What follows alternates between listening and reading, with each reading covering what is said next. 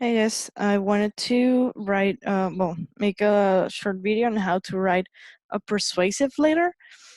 It's important that you consider that it has to follow a formal business letter format. Sorry. Due to the seriousness and the formality of what you're going to do. So it has essentially the same structure as a personal letter with a few minor differences. For example, in the persuasive letter, in the business letter, you have to consider, while we normally consider the date and the city, we don't usually consider writing the address. In this case, because you expect an answer, you have to write the address, which technically also comes in the envelope, but it's just to make sure that it's given the seriousness and the formality and that it's from someone real. So you have, this one's usually better located on the right side, but you can do that. You can do it on the left side if you want.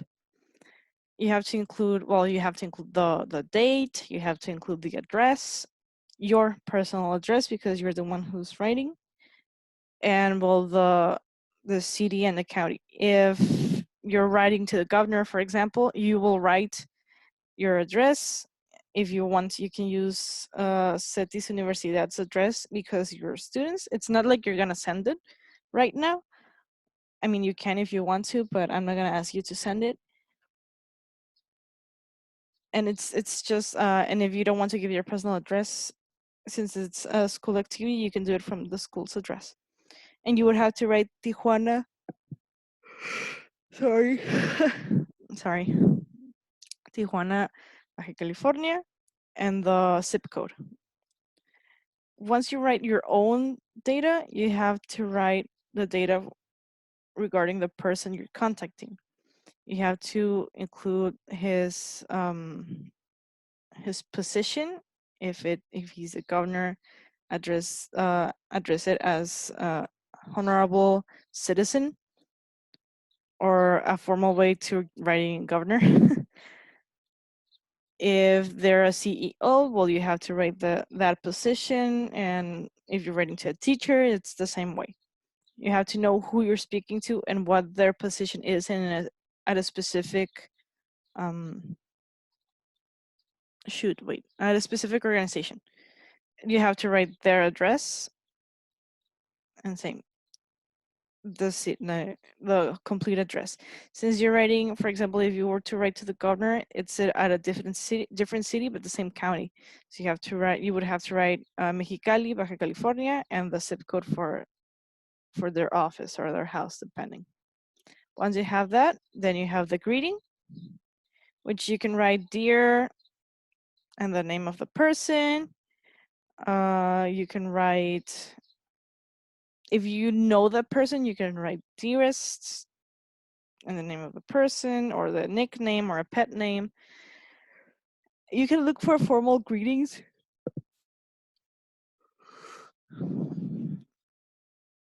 on the internet, but you usually stick to dear. In Spanish, we usually do the name of the person, and then we say present. It's not recommended for English, but it is also a way to do it. Oh, wait, let me clear the drawings. After that, well, you're going to start writing your letter. What's important about writing your own?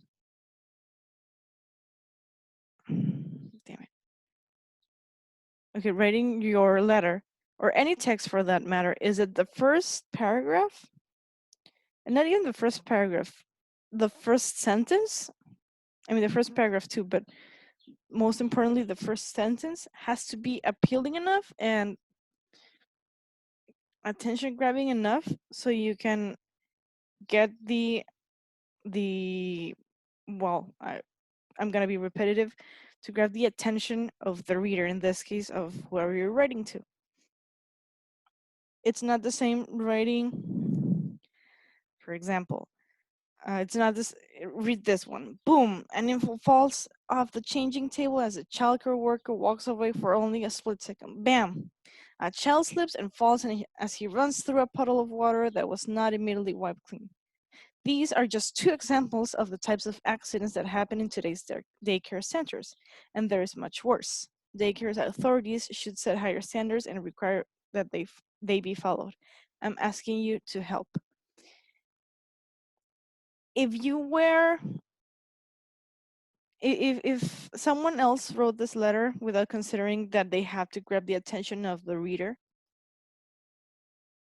they would, instead of writing it like this, using the onomatopoeias and the interjections such as boom and bam, they would probably just write, imagine no, infants fall off the changing table and they slip and fall as they run around a classroom every day. These are examples of the types, like it's just, it conveys the same idea, but it's boring. It's like, I guess it's important, but even though it's written like it's whatever, like it doesn't, you don't want to read it because of how it's written. So you have to use language that, although it's formal, it should be appealing to whoever is reading it. If you want to use interjections such as boom, such as bam, if they're relevant to what you're saying, you can use them. One more thing you have to consider is that in the first paragraph, you have to be specific about what you want them to do. If you want them to pay attention to the issue you're talking about, you have to say that. So it has to be present somewhere in the first paragraph, all right? Well, the rest of the paragraphs are, well, the rest of the body is basically explaining the situation, giving context. In your case, you have to explain a little bit of the causes and the effects of the issue and why we have to solve it, etc. So in your letter can be as long as you need to. In your case, I gave you between 450 words and 600 words.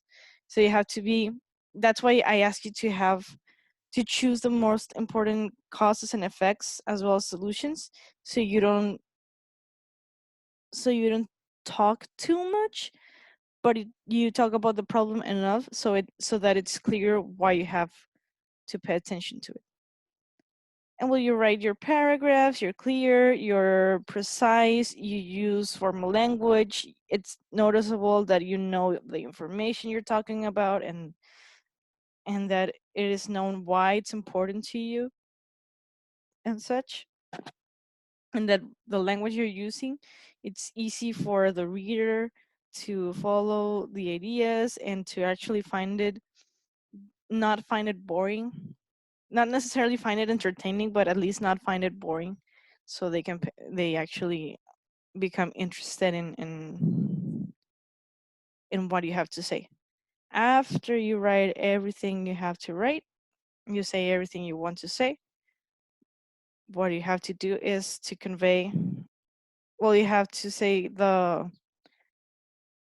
write the send off, which is basically saying goodbye. In your send off, you can appeal to the reader and say that you have the power, like in this case, you have the power to make change, please do it. And in nicer words, of course, but that's up to you. And then you have your signature, sincerely, your name and your signature. Or attentively, you can use different kinds of words for the send off, so it's similar to the greeting. You can look for more words. Usually the most common one is sincerely, but it's not limited to that one. And that's basically it. Those are the main elements for a persuasive letter, or at least for a business letter. What you have to take into consideration. Sorry, a bus went by and it distracted me. You have to take into consideration, as I write in the rubric, your audience. Who are you talking to? That the language you use is appropriate for that audience and that engages the reader, especially in the first paragraph, otherwise they won't want to read it. That you're clear and precise about what you want to say. That what you say, you find information that is precise, and it shows that you did your research basically, and that what you're asking them to do is supported by specific evidence.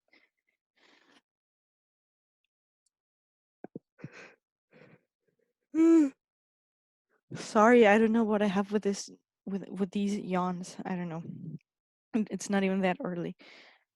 And well, that you provide specific details. That okay, this one's very important. That your ideas are logical and follow a logical sequence. That it is clear what you want from them, and to let them know why is it important to tackle the issue you're talking about. That's one of the most important things. And again, be formal, just within the context. If you have any doubts, you can ask me for suggestions or comments, or ask questions, etc. But that's pretty much it. I hope it's clear enough, and I hope it'll help you start writing a first draft of your letter. Have a nice day.